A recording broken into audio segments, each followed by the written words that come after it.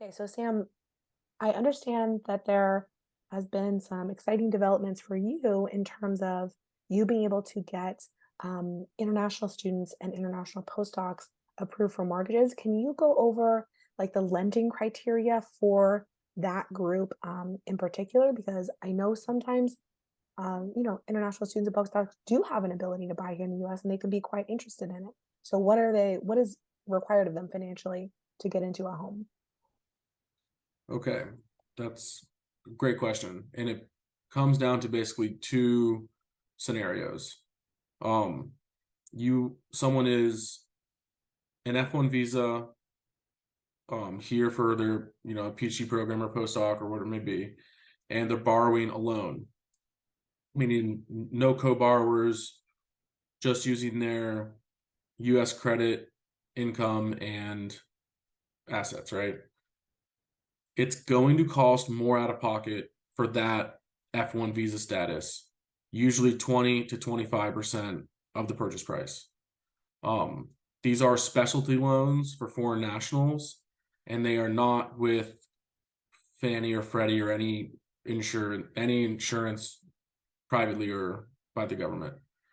The second scenario is something that come off a little more often, and that is an F1 student is married to a US citizen or a permanent resident, and they have filed their I-30 with Customs and Immigration and Customs Enforcement.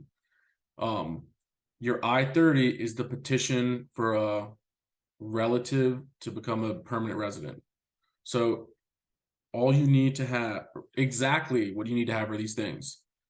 You need to have your I-30 filed and receive a receipt from ICE, the date and cost you paid to have that filed. In addition to that, you have to show me a marriage certificate showing that you are legally married in the state, one of the 50 states in the union. And then with those documents, we show that you are pending approval, and it could take months or years for that approval to come. But with those documents, we can at least show that you are going to become a citizen or a permanent resident here in the next months or years. This is specific to Movement Mortgage.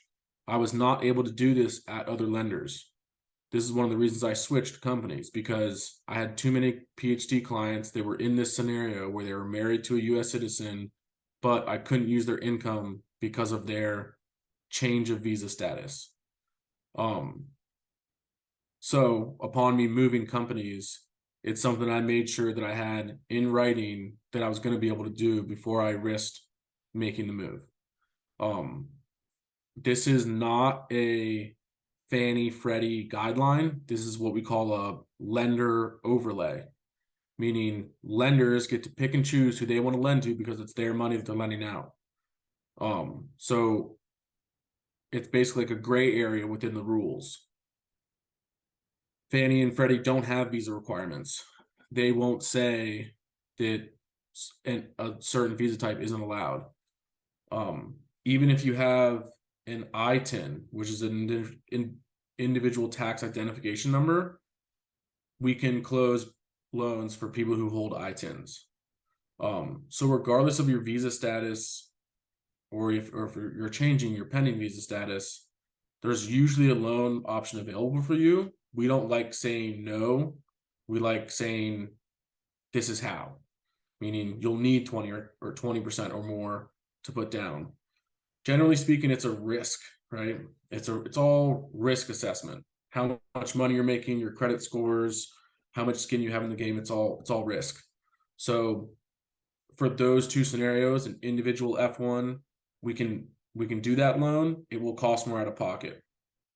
F1 visa, married to a US citizen or permanent resident, we can document that with the marriage certificate, the I-30, and the receipt saying this is going to be permanent and we're going to go with a regular conventional loan. So In that I know second it's, scenario, Sam, does that have the same higher down payment requirement, or is it going to be like same as what we talked about earlier, 5-10%, yeah, kind of in that range? regular requirements for conventional loans, meaning 3% down minimum. So that's what I was going to say. It's a big difference. That 17% or more difference in down payment. Thank you for answering that.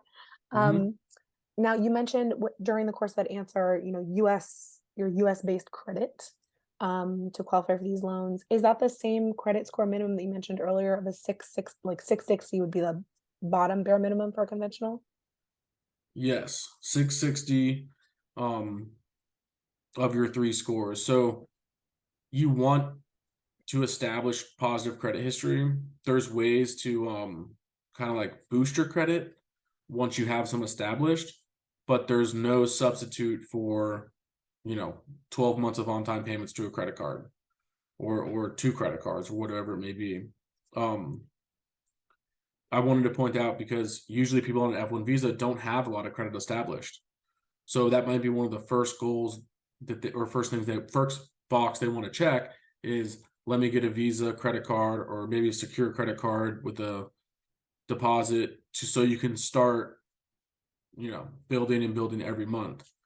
Um, I don't recommend opening up like too many credit cards because opening up too many too quickly is not a good sign. But over time, developing positive credit history and just developing on-time payments and no late payments is going to help. Thank you. Sounds great. Yeah, and we Um, can use foreign credit reports, but that's a whole nother type of deal.